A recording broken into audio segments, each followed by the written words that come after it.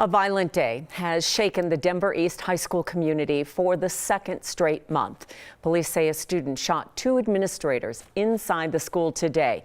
And now there are new questions about school security as once again parents and students are rattled by the shooting at the school. The shooting this morning happening just before 10 a.m. and just a little more than a month after a student was shot and killed outside of the high school. Let's take an update as far as what we know right now. Police continue to search for the suspect, who they say is 17-year-old Austin Lyle, a student at East High School.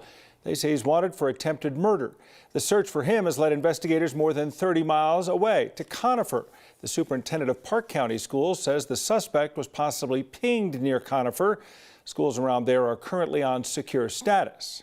And while police look for Lyle, we're learning more about what happened inside East this morning. Police say the shooting happened after administrators patted down Lyle. This was part of an existing safety plan with him. He had never brought a gun to school before. Gerald Mason and Eric Sinclair were hurt. They are both listed as deans at East High, and Denver Health confirmed both are patients. The hospital says one of the victims is in critical condition, the other listed as serious. Students were released from the school today, midday, to their parents, and East High canceled class for the rest of the week. So we want to check in now with Luis De Leon. He has been outside of East High School throughout the day, and Luis has more on what we do know as far as what led up to this. Luis?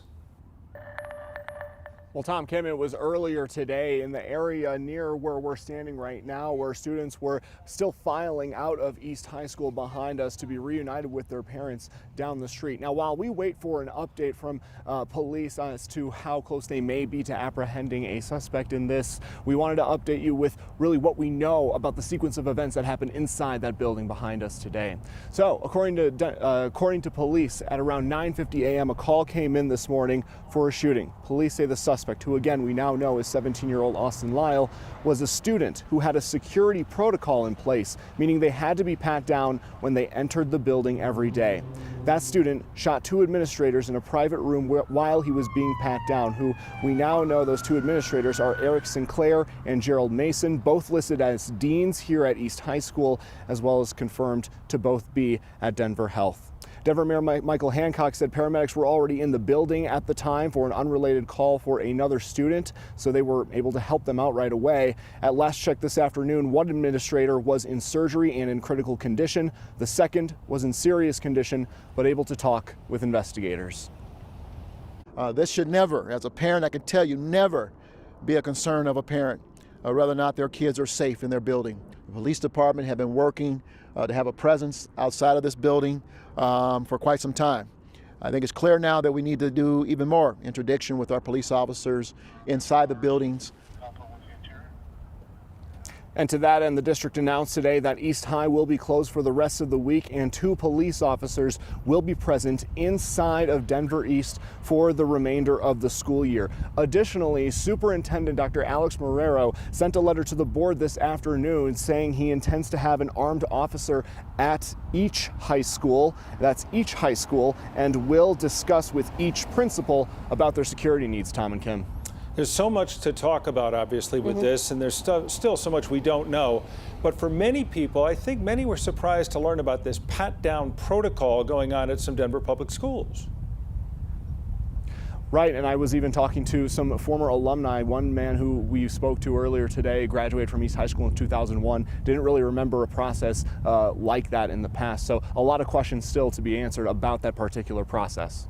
And it's still so fresh following the death of Luis Garcia, and I think that's what made it especially difficult for folks today. Many parents were echoing that, for sure. All right, Luis, thanks very much. Students and parents say seeing the flashing lights and police outside of East has just become too common. Some students saying they don't feel safe being at school anymore. Parents say they hesitate to send their kids back to campus. 9 News reporter Courtney Yoon joins us now from East High School. She's been there today as well, talking with some of the parents. Courtney, some say this is tearing their community apart. Yeah, Tom, Kim, this community has been through a lot. Just a few weeks ago, they lost that 16-year-old student, Luis Garcia, after he was shot nearby to campus. That motivated students to organize a walkout where they marched to the Capitol and demanded that legislators create stricter gun legislation. Today, they're saying they've had enough, and they're demanding the police and the school district find solutions to keep them safe.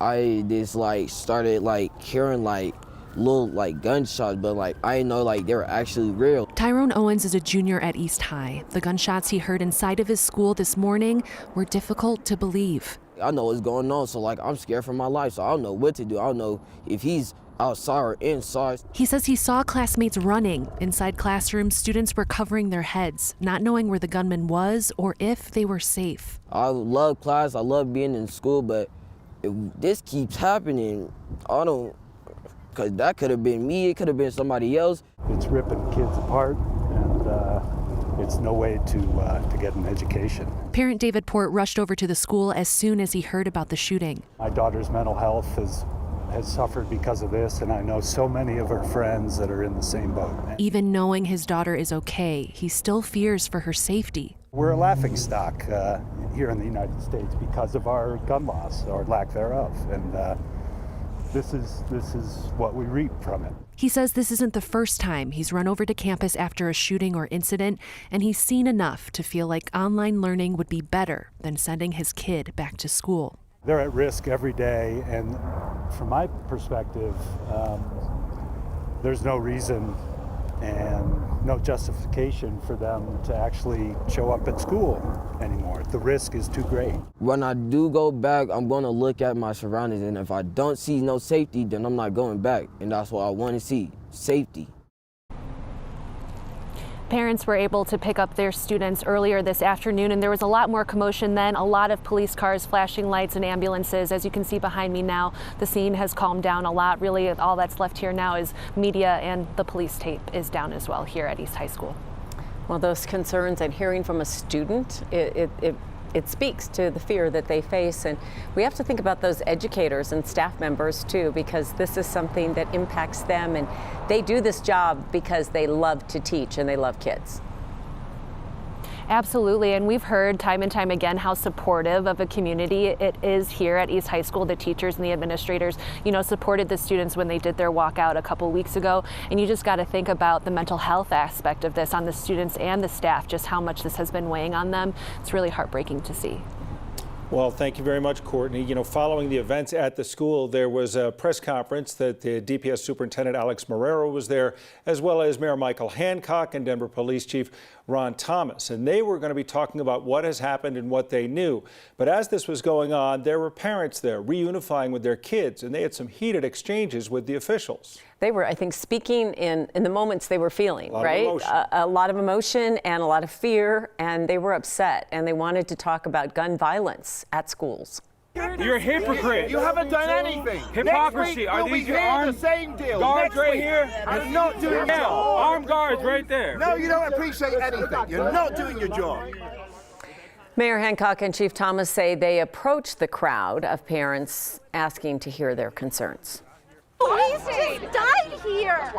You guys don't get it? There's been multiple swatting incidents. There'd be fire alarms pulled every single week. Come on, you guys need to get it. Be on top of it. These are our kids. I don't want to come and get my kid and have her take her to a funeral. Those parents say they just want their children to feel safe at school. Yeah, many there were demanding more action from city and school leaders. Of course, East High is no stranger to gun violence. It was just a month ago we talked about it. The 16-year-old Luis Garcia shot and killed outside of the school. The shooting injured him, and a couple of weeks later, he died at the hospital. He was sitting in a car just outside the school at 17th and Esplanade when someone shot him. His family describing Luis as kind and hardworking. His death led students at East to take action. They had a walkout, leaving classes at East High School, marching to the state capitol. They wanted more action from legislators regarding gun laws, and some of the students even testified in favor of the bills, including one student who spoke after the shooting today in front of the House Judiciary Committee. We expect to be able to hear from that student a little bit later today. Also, we talk about officials. Denver's Mayor Michael Hancock is going to join us in just a few minutes to talk about school violence in his city. And later in the newscast, we're going to talk about the role of school resource officers and police in schools. Of course, this involves the DPS leaders who voted to pull Denver police officers from the schools. Certainly has been an extraordinarily rough few weeks at East High School for all the students, the parents, the teachers, the administrators. We're going to be joined by a mental health expert to talk about the toll that violence takes on a school community.